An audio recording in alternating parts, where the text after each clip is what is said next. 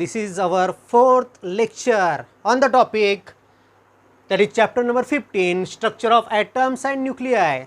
And in today's lecture we are deriving a derivation, the derivation of radius of Bohr's orbit.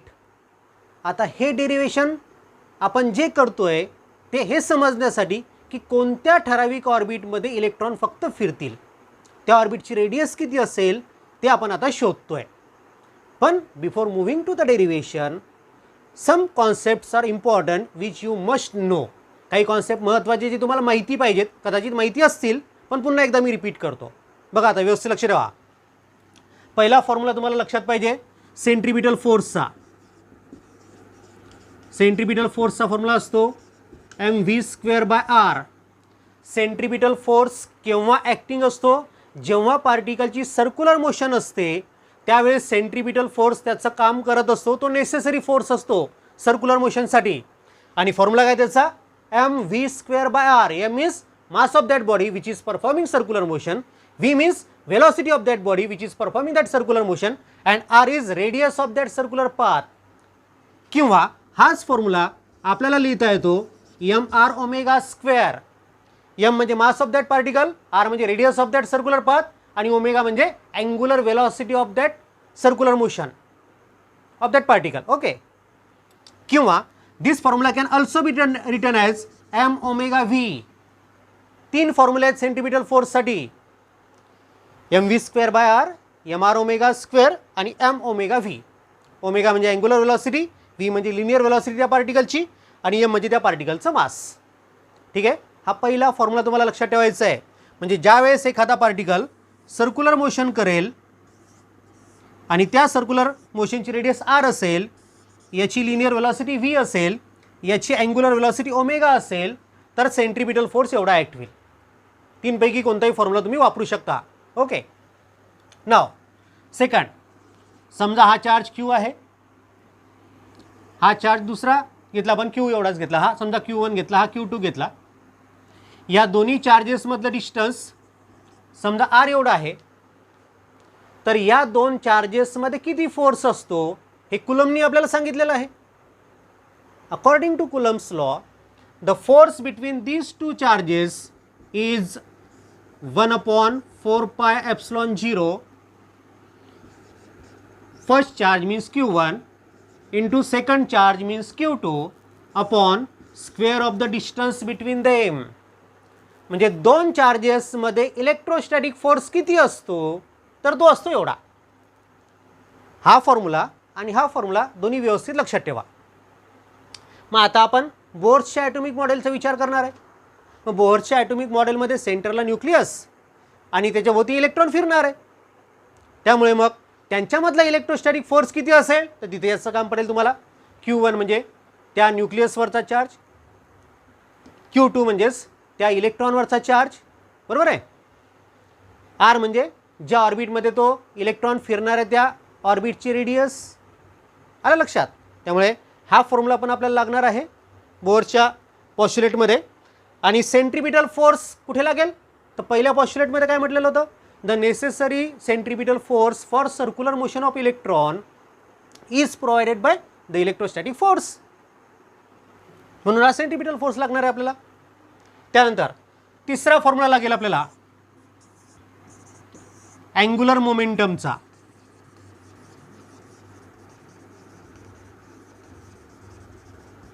शक्यतो angular momentum L या सिम्बॉलनी दाखवतात. या angular मोमेंटमचा एक formula आहे I ω. L is equal to I ω. Formula तुम्हाला आठवत असेल, rotational डायनामिक्समध्ये होता तो.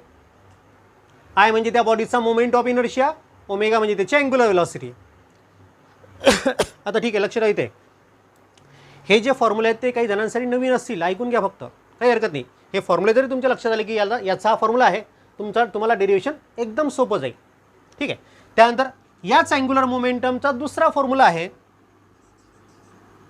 mv म्हणजे linear momentum into its moment. Linear मोमेंटमची मोमेंट त्याला म्हणतात अँग्युलर मोमेंटम, म्हणून फॉर्म्युला असतो mvr. मग अँग्युलर मोमेंटमचा फॉर्म्युला आपल्याला हा वापरायचा आहे. आपण काल बघितलेलाच तसा तो. मास म्हणजे त्या पार्टिकलचा मास की जो मोशन करतोय तो, व्ही म्हणजे त्या पार्टिकलची वेलॉसिटी, लिनियर वेलॉसिटी साहजिकच आहे, आणि आर म्हणजे त्या पार्टिकलच्या सर्क्युलर पाथची रेडियस. ओके, इथपर्यंत काही अडचण? तिन्ही फॉर्म्युला लक्षात ठेवा. सेंट्रिपिटल फोर्सचा फॉर्म्युला mv²/r आपल्याला वापरायचा आहे. अँग्युलर मोमेंटमचा फॉर्म्युला आपल्याला mvr वापरायचा आहे. आणि इलेक्ट्रोस्टॅटिक फोर्सचा formula 1/4πε0 first charge into second charge upon square of the distance हा आपल्याला वापरायचा आहे. Before starting the derivation this 3 formula you have to remember. The centripetal force is mv²/r. The electrostatic force between two charges is 1/4πε0 q1 q2 upon r square. And third formula is for angular momentum, and angular momentum is given by mvr. तिन्ही फॉर्म्युले व्यवस्थित लक्षात ठेवा. Now we are starting the derivation for radius of Bohr's orbit. This derivation is important derivation for 3 marks. पुष्कळ वेळा विचारले गेले परीक्षेमध्ये बोर्डाच्या 3 मार्कासाठी. व्यवस्थित लक्षात आपल्याला काय करायचं आहे, तर डेरिवेशन स्टार्ट करण्याच्या पहिले काही आपण पॉईंट्स कन्सिडर करतो आहे.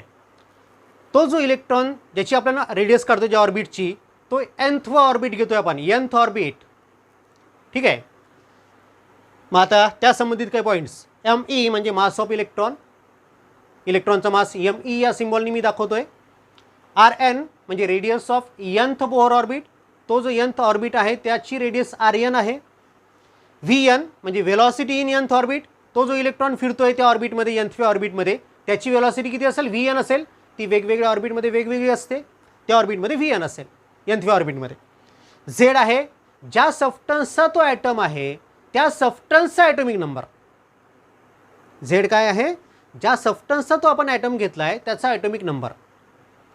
ई म्हणजे चार्ज ऑन द इलेक्ट्रॉन, प्रोटॉनवरचा चार्ज पण आपण ई या सिम्बॉलनीच दाखवतो, तो प्लस असतो हा मायनस असतो. ठीक आहे. त्यानंतर एन हा प्रिन्सिपल क्वांटम नंबर. आता प्रिन्सिपल क्वांटम नंबर काय असतं याच्याबद्दल थोडीशी माहिती घेऊ आपण. प्रिन्सिपल क्वांटम नंबर डिफाईन करतो त्या ऑर्बिटला. एन इज इक्वल टू 1 म्हणजे पहिलं ऑर्बिट. प्रिन्सिपल क्वांटम नंबर जर 1 असेल तर याचा अर्थ पहिलं orbit. N is equal to 2 म्हणजे प्रिन्सिपल क्वांटम नंबर जर 2 असेल तर ते second orbit. N is equal to 3 जर असेल तर याचा अर्थ तिसरं ऑर्बिट, अँड सो ऑन. आपण nthवा ऑर्बिट कन्सिडर करतोय म्हणून प्रिन्सिपल क्वांटम नंबर मी n घेतला आहे.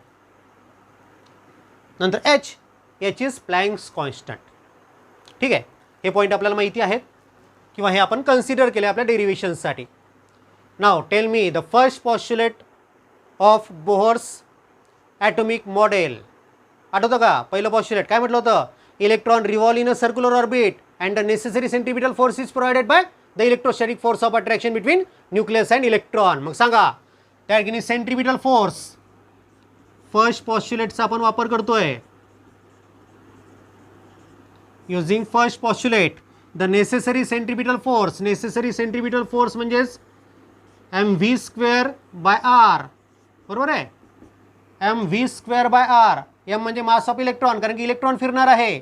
v म्हणजे त्या ऑर्बिटमधली वेलॉसिटी, सर्क्युलर पाथमध्ये जी वेलॉसिटी असेल त्या पार्टिकलची ती वेलॉसिटी घ्यावी लागते आपल्याला. हा nthव्या ऑर्बिटमध्ये फिरतोय म्हणून nthव्या ऑर्बिटमधली वेलॉसिटी आपण घेतली आहे mvn² आपण rn. त्या सर्क्युलर पाथची रेडियस nthव्या ऑर्बिटमध्ये फिरतोय त्याची रेडियस असेल rn.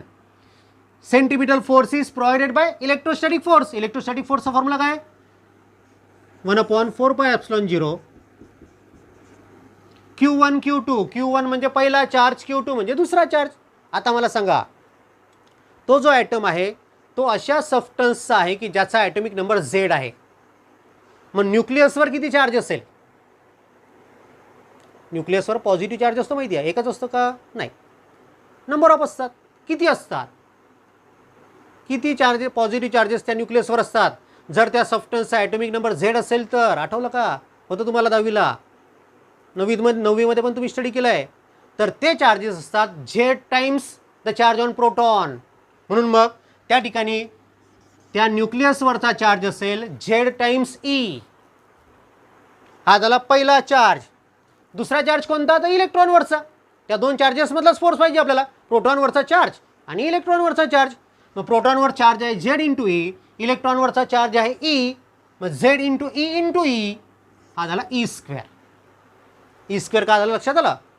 z इंटू ई हा प्रोटॉनवरचा चार्ज झाला आणि ई हा इलेक्ट्रॉनवरचा चार्ज झाला. दोन्ही चार्जेसचं आपल्याला मल्टिप्लिकेशन करायचं आहे, म्हणून झेड इंटू ई म्हणजे झेड ई स्क्वेअर अपॉन बघा Q1 Q2 upon R square. R म्हणजे दोन्ही चार्जेसमध्ये जे अंतर आहे त्या डिस्टन्सचा स्क्वेअर. आता दोन्ही चार्जेसमध्ये म्हणजे न्यूक्लियसमध्ये आणि त्या फिरणाऱ्या इलेक्ट्रॉनमध्ये डिस्टन्स किती आहे, तर त्या ऑर्बिटच्या रेडियस एवढं. सो आर एन स्क्वेअर डिस्टन्सचा स्क्वेअर आहे. हां, so using first postulate you write mathematically like this: me vn square upon rn is equal to 1 upon 4 pi epsilon 0 zd square upon rn square. इथपर्यंत clear? काही अडचण कोणाला? फॉर्म्युलाला लक्षात? Okay. नाव use second पॉस्ट्युलेट. Second पॉस्ट्युलेट आपण वापरतोय. Second पॉस्ट्युलेटमध्ये काय म्हटलं सांगा, स्टेटमेंट आठवतं? बोर्डचं सेकंड पॉस्ट्युलेट आठवतं का? आठवायलाच पाहिजे. काय म्हटलं त्यांनी? The electron revolves in only those orbits for which the angular momentum of electron is integral multiple of h upon twice pi. आठवलं? Okay. So according to second postulate the angular momentum of electron, formula असतो mvr, बरोबर? Angular मोमेंटमचा m म्हणजे इलेक्ट्रॉनचा मास, v म्हणजे त्या फिरणाऱ्या इलेक्ट्रॉनची वेलॉसिटी. nthव्या ऑर्बिटमध्ये इलेक्ट्रॉन फिरतोय म्हणून vn, आणि ज्या ऑर्बिटमध्ये फिरतोय त्या ऑर्बिटची रेडियस म्हणून rn. ही जी अँग्युलर मोमेंटम आहे ही किती असते? Integral multiple of h upon twice pi. आता इंटिग्रल मल्टिपल मधला तो जो इंटिजर नंबर आहे तो किती घ्यायचा? आपला इलेक्ट्रॉन nthव्या ऑर्बिटमध्ये फिरतोय त्यामुळे आपल्याला इंटिजर नंबर घ्यावा लागेल n. n is principal quantum number of that orbit, n times h upon twice pi. ठीक आहे. म्हणून सेकंड पॉस्ट्युलेटनुसार आपल्याला मॅथमॅटिकल डेरिव्हेशन मिळतं आहे me vn rn is equal to n times h upon twice pi. मिळालं. आता बघा काय करायचं आहे, तर या सेकंड पॉस्ट्युलेटवरनं किंवा सेकंड पॉस्ट्युलेटच्या फॉर्म्युल्यावरनं मला vn स्क्वेअरची किंमत काढायची आहे आणि ती vn स्क्वेअरची किंमत याच्यात टाकायची. ओके. मग याच्यावरनं जर vnचा फॉर्म्युला मी तयार केला, हा me आणि rn इकडे ट्रान्सफर करतोय. So it is nh upon twice pi, हा me आणि rn, बरोबर आहे. vnचा फॉर्म्युला मला मिळाला nh अपॉन 2 पाय me rn. मला vn नाही पाहिजे, vnचा स्क्वेअर पाहिजे आणि ती किंमत मला याच्यात टाकायची आहे. मग दोन्ही साईडचा स्क्वेअर करतो मी. दोन्ही साईडचा स्क्वेअर केला तर इकडे vnचा स्क्वेअर होईल आणि इकडे या nचा स्क्वेअर होईल, hचा स्क्वेअर होईल, हा 2चा स्क्वेअर होईल, 2चा स्क्वेअर होईल 4, पायचा स्क्वेअर होईल पाय स्क्वेअर, चा स्क्वेअर होईल me स्क्वेअर आणि rnचा स्क्वेअर होईल rn स्क्वेअर. आलं लक्षात? या सेकंड पॉस्ट्युलेटवरून पहिले vnचा फॉर्म्युला मी तयार केला आणि त्या फॉर्म्युल्यावरून vn स्क्वेअर तयार केलं. नाव put this value in this equation. It is me, बरोबर आहे. vn स्क्वेअरची किंमत म्हणजे ही किंमत मला प्लेस करायची आहे. So n square h square याचा न्यूमरेटर घेतला vn स्क्वेअरसाठी, अपॉन rn आहे, हा अपॉन rn, हा rn आणि हे so 4 pi square me square rn square. या इक्वेशनमध्ये मी vn स्क्वेअरची किंमत टाकली आहे is equal to right hand side जशी आहे तशीच ठेवायची आहे. 1 upon 4 pi epsilon 0 ZE square upon RN square. आता व्यवस्थित लक्ष ठेवा, या इक्वेशनमध्ये मी vn स्क्वेअरची किंमत टाकली, RN स्क्वेअर इकडचा आणि इकडचा RN स्क्वेअर कॅन्सल होतो आहे, बरोबर.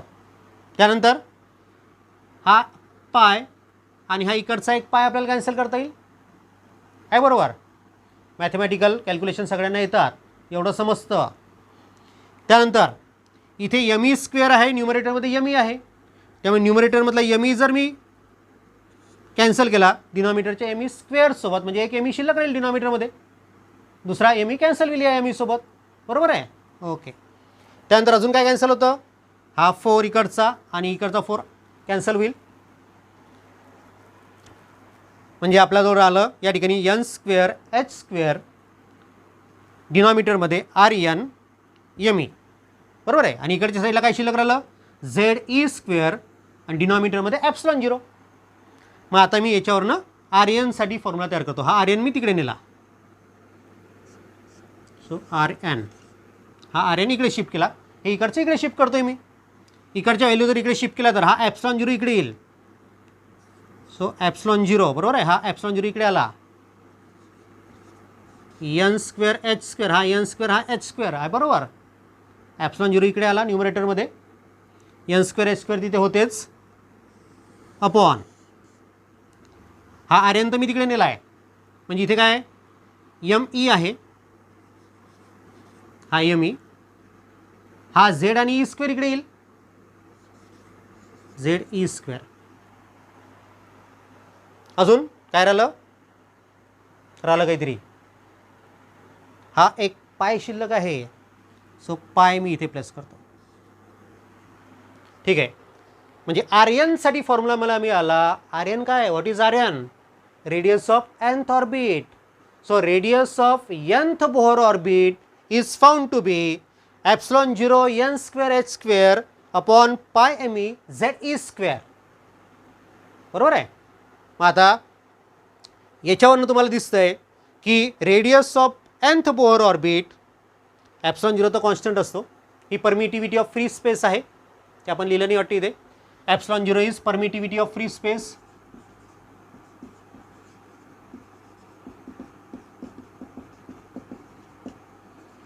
त्याला परमिटिव्हिटी ऑफ व्हॅक्यूम म्हटलं तरी चालतं, फ्री स्पेस म्हणजेच vacuum. Okay. N principal quantum number हा ऑर्बिटनुसार बदलणार आहे, त्यामुळे हा व्हेरिएबल झाला आपल्यासाठी. एच इज प्लँक्स कॉन्स्टंट, हा कॉन्स्टंट आहे. पाय हा कॉन्स्टंट आहे. एम ई म्हणजे मास ऑफ इलेक्ट्रॉन पण फिक्स असतं, त्यामुळे ते पण कॉन्स्टंट आहे. झेड म्हणजे त्या ॲटमचा ॲटॉमिक नंबर किंवा त्या सबस्टन्सचा ॲटॉमिक नंबर, तो पण कॉन्स्टंट आहे. ई म्हणजे चार्ज आणि इलेक्ट्रॉन, ते सगळे कॉन्स्टंट आहेत. फक्त व्हेरिएबल कोण आहे, एन स्क्वेअर. मग बाकी सगळे कॉन्स्टंट आहे, व्हेरिएबल फक्त जर एन स्क्वेअर आहे तर मला लिहिता येतं R N directly proportional to N square. बाकी सगळे कॉन्स्टंट आहेत. So radius of Bohr's orbit is directly proportional to square of N square, म्हणजेच काय, square of principal quantum number. परीक्षेमध्ये प्रश्न असतो, obtain an expression for radius of Bohr's orbit, hence show that radius of Bohr's orbit is directly proportional to square of principal quantum number. 3 मार्कासाठी असा प्रश्न असतो. आपण शेवटपर्यंत पोहोचलेलो आहे. बघा आता डेरिव्हेशन लक्षात कसं ठेवायचं त्याची टेक्निक पण सांगतो मी तुम्हाला. काय केलं आपण, पहिले जनरल टर्म ज्या आहेत त्या लिहून टाकल्या, की त्या इलेक्ट्रॉनचं मास एम ई असेल, त्याची रेडियस आर एन आहे समजा त्या ऑर्बिटची, त्याची वेलॉसिटी व्ही एन आहे, हे सगळं लिहून टाकलं. नंतर काय केलं आपण पहिल्या पॉस्च्युलेटची मॅथमॅटिकल स्टेप लिहिली, बरोबर आहे. पहिली स्टेप काय केली आपण, पहिल्या पॉस्च्युलेटची मॅथमॅटिकल स्टेप लिहिली, ही झाली पहिली स्टेप. नंतर काय केलं, सेकंड पॉस्च्युलेटची मॅथमॅटिकल स्टेप लिहिली, बरोबर आहे, ही झाली दुसरी step.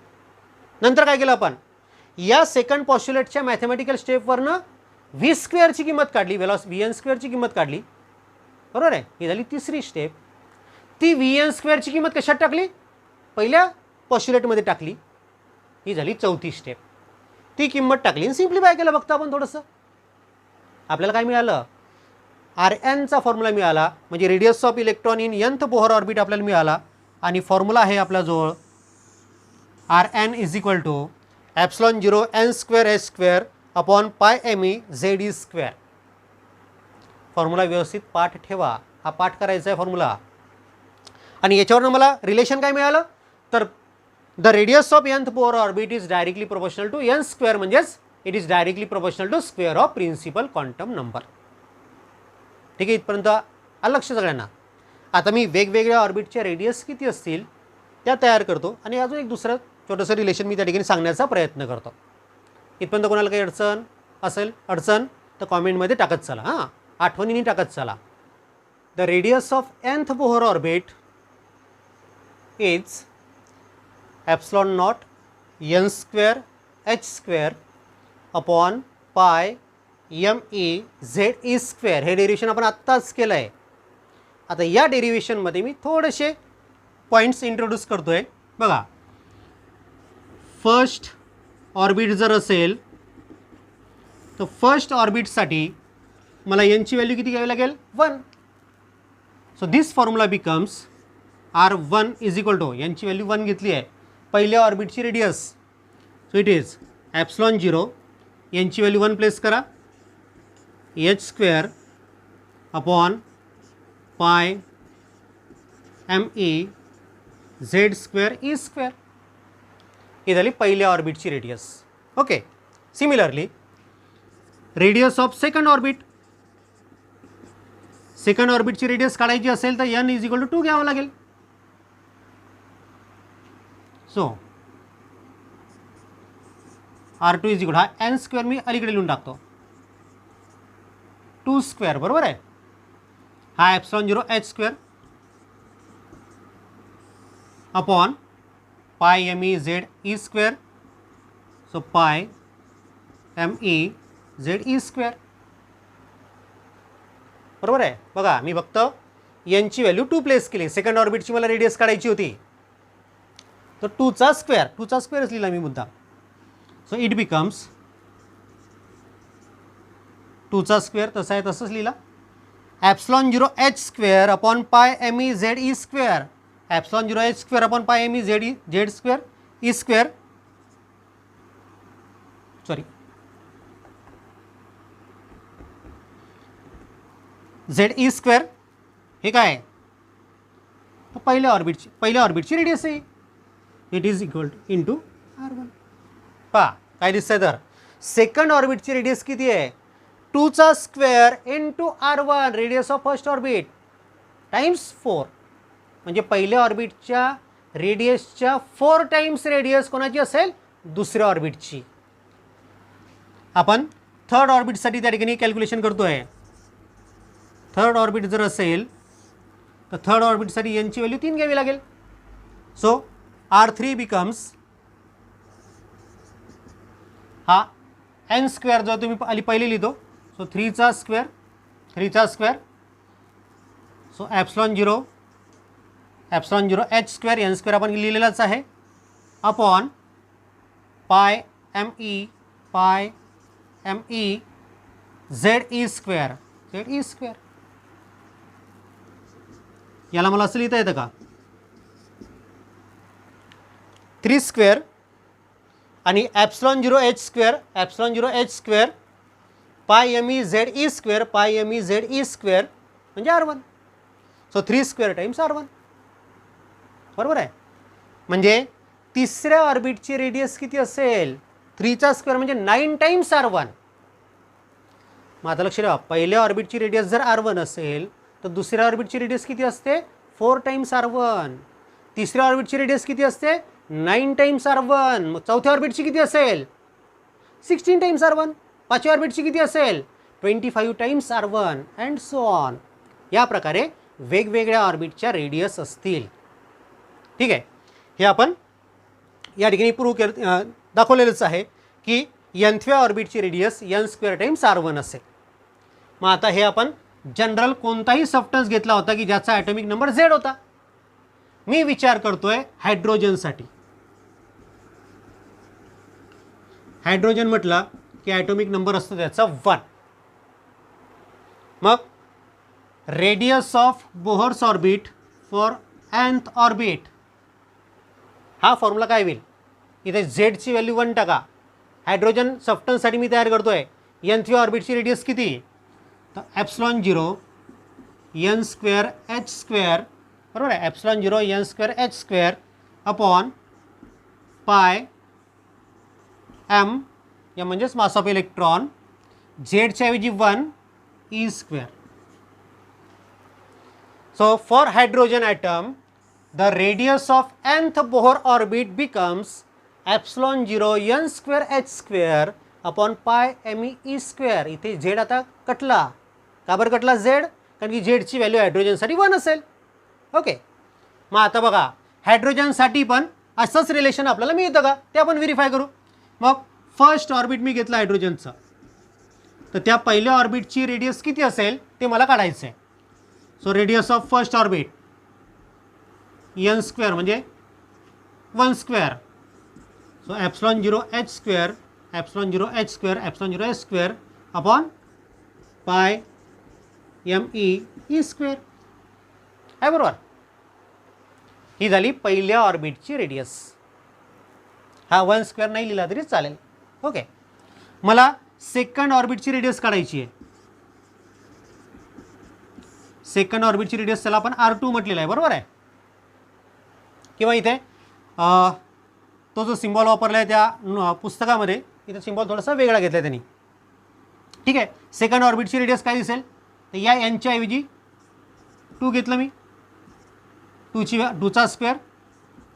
So epsilon 0 h square upon pi e square बरोबर आहे. So it is 2 square times R1 का आहे बरोबर. 2 स्क्वेअर टाइम्स ही म्हणजे R1 आहे. म्हणजे सेकंड बोहर ऑर्बिटची रेडियस हायड्रोजनमध्ये पण किती असते पहिल्या ऑर्बिटच्या रेडियसच्या 4 टाइम्स. मी आता तिसऱ्या ऑर्बिटची रेडियस काढतोय. तर तिसऱ्या ऑर्बिटची रेडियस येईल 3 square epsilon 0 h square upon pi e square means 3 square times R1. करा चेक. बघा तुम्हीच बघा मी बरोबर लिहिलं का. तर बघा व्यवस्थित बघा. n स्क्वेअरसाठी मी 3चा स्क्वेअर लिहिला. ॲप्सिलॉन 0 h square epsilon 0 h square आहे बरोबर. पाय e स्क्वेअर पाय e स्क्वेअर आहे बरोबर. यालाच काय लिहिता येतं हा 3चा स्क्वेअर तसाच ठेवला आणि हे काय epsilon 0 h square upon pi e square epsilon 0 h square upon pi e square काय R1. So 3 square times R1. So from this discussion what you conclude तुम्हाला काय कन्क्लुजन काढता येईल.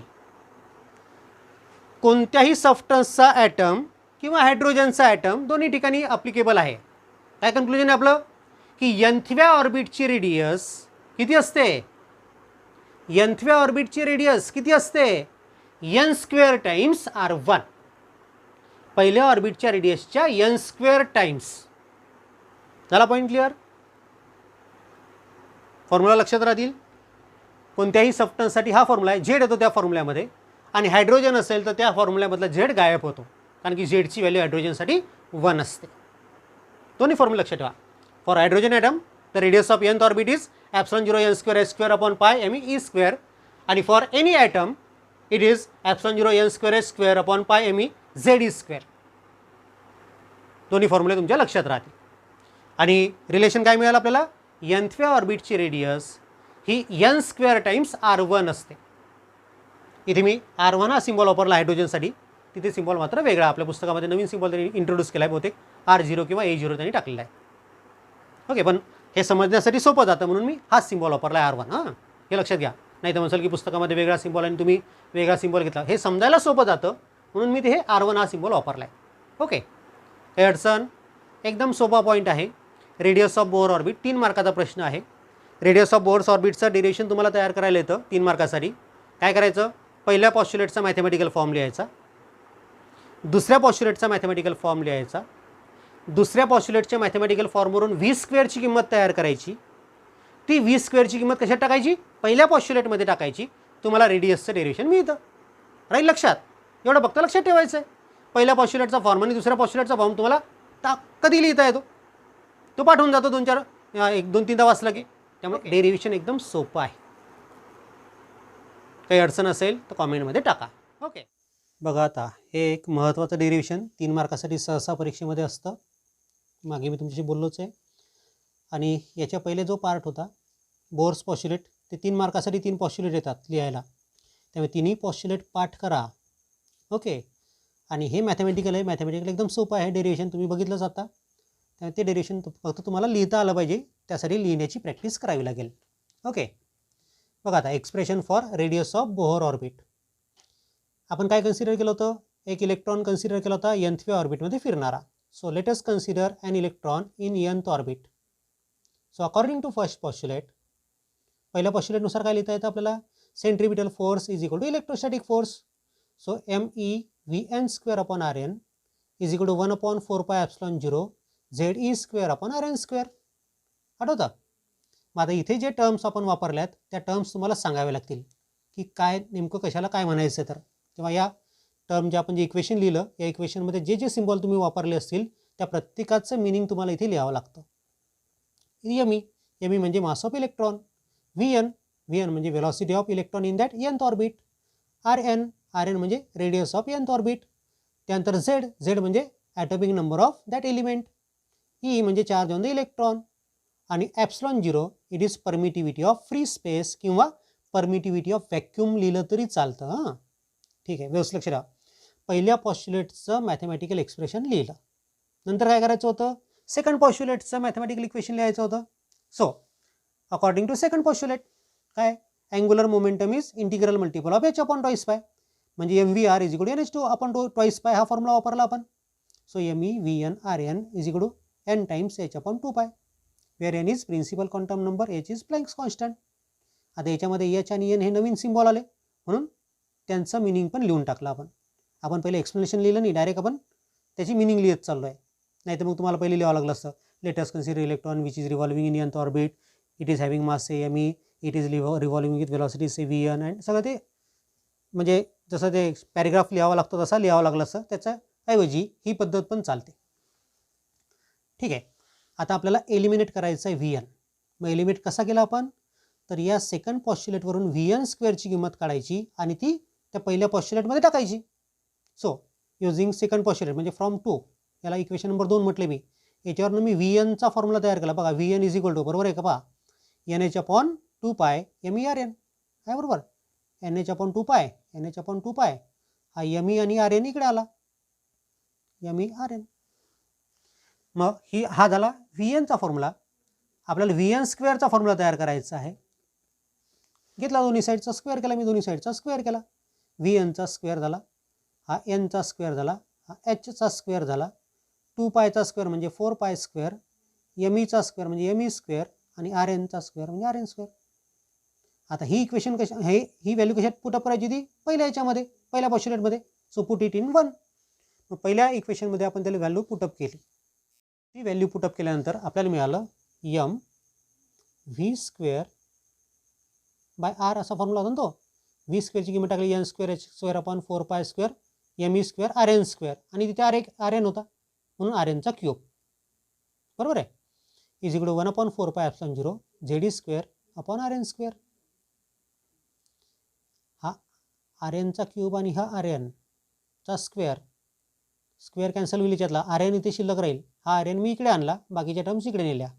So RN becomes ε0 n² h² upon πMe ZE². याला equation number A म्हटलेलं आहे. And this is expression for radius of nth Bohr orbit for any atom, कारण की आपण ॲटॉमिक नंबर Z घेतला आहे. कोणत्याही सबस्टन्सच्या ॲटमसाठी ही असेल nthव्या ऑर्बिटची रेडियस. ठीक आहे, आता या फॉर्म्युल्यामध्ये ε0 कॉन्स्टंट आहे, H कॉन्स्टंट आहे, पाय कॉन्स्टंट आहे, ME कॉन्स्टंट आहे, Z कॉन्स्टंट आहे, E कॉन्स्टंट आहे.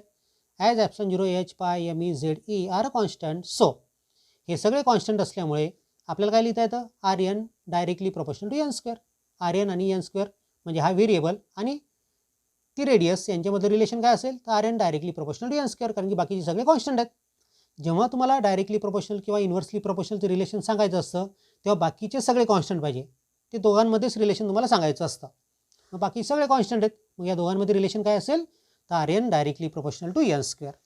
दिस shows that radius of Bohr orbit is directly proportional to square of principal quantum number. ठीक आहे, असा तो फॉर्म्युला आपल्याला मिळाला. मग आता मी याच्यावरनं पहिल्या ऑर्बिटची रेडियस किती असेल, दुसऱ्या ऑर्बिटची रेडियस किती असेल, तिसऱ्या ऑर्बिटची रेडियस किती असेल, त्या एनी आयटमसाठी मी फॉर्म्युले तयार करतो. पहा, पहिल्या ऑर्बिटसाठी ε0 n² h² upon πm ZE² असा फॉर्म्युला आहे ना, यांची व्हॅल्यू n² ची व्हॅल्यू मी 1 टाकली. So radius of first orbit becomes r1 is equal to epsilon 0 h square upon pi m z e square. Second ऑर्बिटसाठी रेडियस काय होईल, तर फॉर्म्युला आहे आपला जो हा एन स्क्वेअर म्हणजे 2चा स्क्वेअर म्हणजे 4 epsilon 0 h square upon pi m e z e square. So 4 म्हणजे 2चा square epsilon 0 h square upon pi m z e square म्हणजेच काय 4 टाइम्स r1 म्हणजेच 2 स्क्वेअर टाइम्स r1. सिमिलरली तिसऱ्या ऑर्बिटसाठी 3चा स्क्वेअर म्हणजे 9 epsilon 0 h square हे कॉमनच राहील म्हणजेच 9 times r1 म्हणजेच 3 स्क्वेअर टाइम्स r1. nthव्या ऑर्बिटसाठी फॉर्म्युला जर तयार केला तर n square times epsilon 0 h square upon pi m z e square is equal to n square times r1. मग याच्यावरनं काय सांगता येतं, याच्यावरनं आपण कन्क्लुजन काढलं होतं की nthव्या ऑर्बिटची रेडियस ही किती असते, तर ती असते n square times radius of first orbit. बरोबर आहे. एनी ॲटमसाठी पण तेच रिलेशन मिळालं होतं आपल्याला आणि हायड्रोजनसाठी पण तेच मिळालं होतं. हायड्रोजनसाठी पण आपण काढतोय बघा. हायड्रोजन जर म्हटलं तर हायड्रोजन म्हणजे त्याचा ॲटॉमिक नंबर 1 असतो म्हणून झेडची व्हॅल्यू 1 ठेवायची त्या फॉर्म्युल्यामध्ये. So radius of first orbit बघा, आता पुस्तकामध्ये मात्र पहिल्या ऑर्बिटच्या रेडियसला त्यांनी A0 हा सिम्बॉल वापरला आहे आणि आपलं कन्फ्युजन झालं असतं मी शिकवत असताना जर A0 म्हटलं असतं तर A0 आणि R1 काय आणि मग ते तुमचं मिक्स झालं असतं म्हणून मी हा A0 सिम्बॉल तुम्हाला पहिले शिकवताना सांगितला नाही. ठीक आहे. R1 म्हणजे आपला A0 हायड्रोजन ॲटम असेल तरच, दुसरा ॲटम असेल तर नाही. ठीक आहे. सो A0 म्हणजे R1 is epsilon 0 h square upon pi m e square. Z आता गायब झाला त्या फॉर्म्युल्यामधला. R2 काय होईल, तर n स्क्वेअरचा म्हणजे 2 स्क्वेअर म्हणजे 4 times epsilon 0 h square upon pi m e square म्हणजेच 4 टाइम्स A0 म्हणजेच 2 स्क्वेअर टाइम्स A0. तिसऱ्या ऑर्बिटची रेडियस किती होईल, 9 times epsilon 0 h square upon pi m e square म्हणजे 9 टाइम्स A0 म्हणजेच 3 स्क्वेअर टाइम्स A0. याच प्रकारे nthव्या ऑर्बिटची रेडियस काढली आपण. So radius of nth orbit becomes Rn is equal to n square times epsilon 0 h square upon pi m e square means n square times A0.